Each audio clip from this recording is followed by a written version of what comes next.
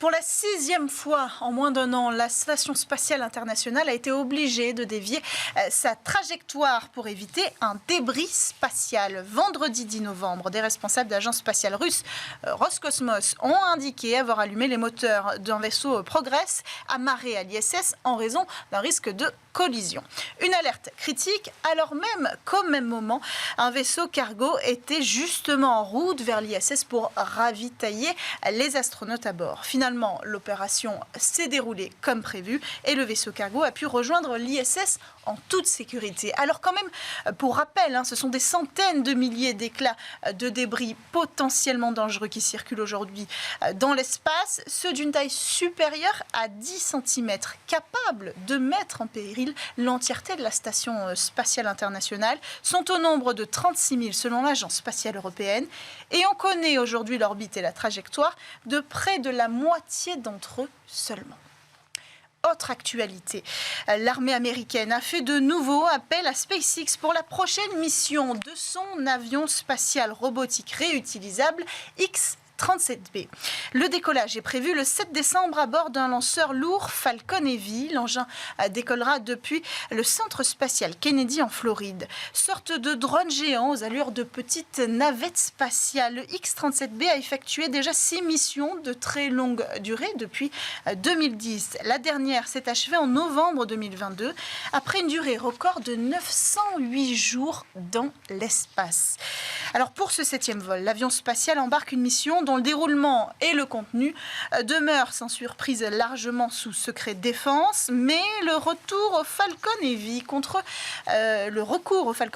Falcon 9 la dernière fois laisse supposer que l'avion spatial embarque cette fois-ci une charge utile bien plus importante, mais aussi qu'il pourrait voler sur une orbite bien plus élevée que lors de ses précédentes missions. Voilà pour les informations qu'on a à disposition aujourd'hui.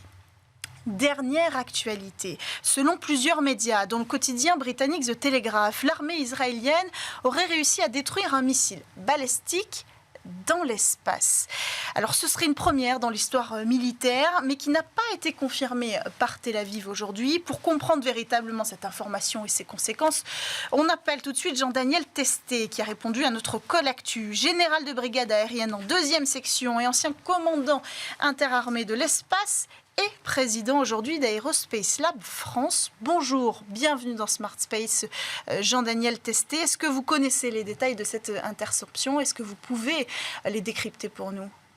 Bonjour. Non, les détails, c'est très difficile à obtenir, surtout que ça s'est passé dans des zones où on n'a pas vraiment de moyens d'interception, donc c'est difficile d'avoir une vision à la fois nationale, en dehors de ce que les Israéliens ont pu enregistrer eux-mêmes, et comme ils n'ont pas beaucoup communiqué dessus, c'est très difficile. Ceci étant, ce qu'on peut dire aujourd'hui, je vais juste replacer un peu le contexte. Pour que ça se passe dans l'espace, grosso modo, pour faire simple, il faut que ça se passe, et vous en avez déjà parlé plusieurs fois dans votre émission, ça se passe au-dessus de la limite de Karman, c'est-à-dire ce qui est aujourd'hui admis, c'est 100 km, grosso modo. Bon, on va pas rentrer dans les détails comment est-ce qu'elle est définie, mais on va dire c'est admis que l'espace commence à 100 km d'altitude. Ce qui veut dire que pour que ça soit passé dans l'espace, il faut que l'interception se soit passée au-delà de 100 km d'altitude. Alors après, il faut regarder les objets qui sont concernés. Donc l'objet, le missile balistique, c'est un missile cadre, a priori, qui est un missile de fabrication iranienne, de la famille des Shahab 3, donc la dernière génération avec un propergol liquide, etc. Donc missiles qui sont relativement perfectionnés et qui ont une portée de 2000 km à peu près. Et donc là, ce dont on se rend compte tout de suite, c'est que d'une part, il était en limite de portée, puisque l'on regarde d'où il est parti du Yémen, pour arriver jusqu'à Israël, même si c'est la région d'Elat qui est la plus proche, c'est à peu près en limite de portée, c'est-à-dire aux alentours de 1700 km. Voilà. Première chose. Deuxième, ce sont des missiles qui vont jusqu'à 300 km d'altitude comme ils sont balistiques, donc eux réellement vont dans l'espace. En revanche, le missile intercepteur, puisque c'est l'autre vecteur qu'il faut qu'on prenne en compte, c'est le missile Arrow. Alors, le missile Arrow, un peu d'histoire, il y en a deux versions opérationnelles aujourd'hui. Ça a été au départ un missile, la première génération c'est essentiellement un missile de défense aérienne, donc contre les avions.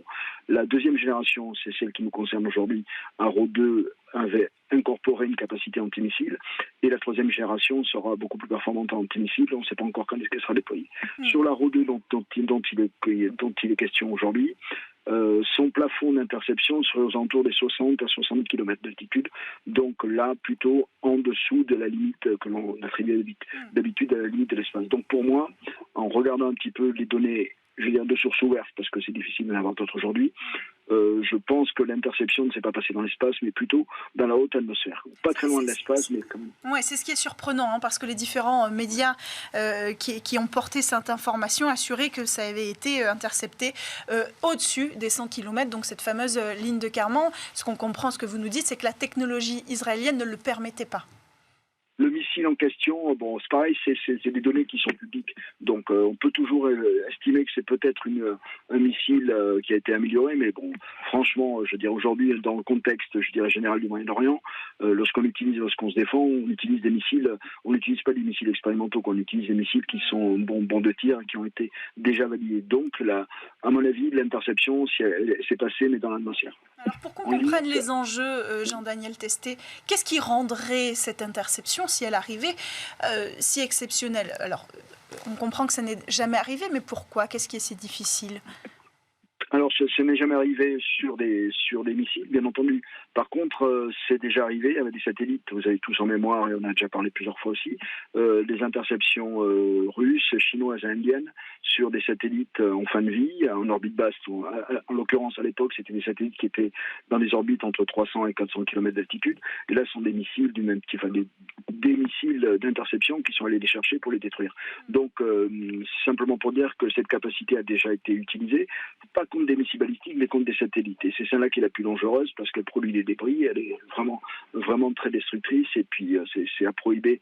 Il faut absolument éviter d'utiliser ce genre d'armes. Et normalement, les pays qui ont des comportements responsables ont banni, et les États-Unis les premiers, et l'Europe aussi, ont banni l'emploi de ce type de missiles pour détruire des satellites. Mais la menace est là aujourd'hui. À partir du moment où on peut considérer que des missiles sont capables d'aller chercher des objets dans l'espace, c'est qu'ils peuvent aller détruire des satellites, probablement. Et les conséquences, ce serait quoi? Un risque d'escalade? Si un premier pays le fait, tout le monde s'en donne le droit. Pourtant, je crois qu'il y a quand même un accord, hein, vous l'avez dit, c'est une question de respect aussi de cette règle tacite. Mais s'il s'agit de défense spatiale, est-ce qu'on peut avoir une escalade? Si aujourd'hui, on suppose que c'est possible d'aller intercepter un missile dans l'espace et que c'est plus efficace, qu'est-ce qu'on peut craindre? Je pense que l'interception d'un missile dans l'espace a beaucoup d'intérêt, c'est-à-dire que plus on l'intercepte loin, moins d'une part il y a de retombées potentielles sur le territoire que l'on protège, même si c'est une retombée de morceaux ou de débris. Bon, ils peuvent toujours causer des dégâts, comme c'est des gros missiles, c'est des missiles qui font presque une vingtaine de mètres en taille et qui transportent des charges explosives parfois de plusieurs centaines de kilos, voire proche de la tonne. En l'occurrence, ceux qui ont été tirés par le Yémen, c'était près d'une tonne d'explosifs.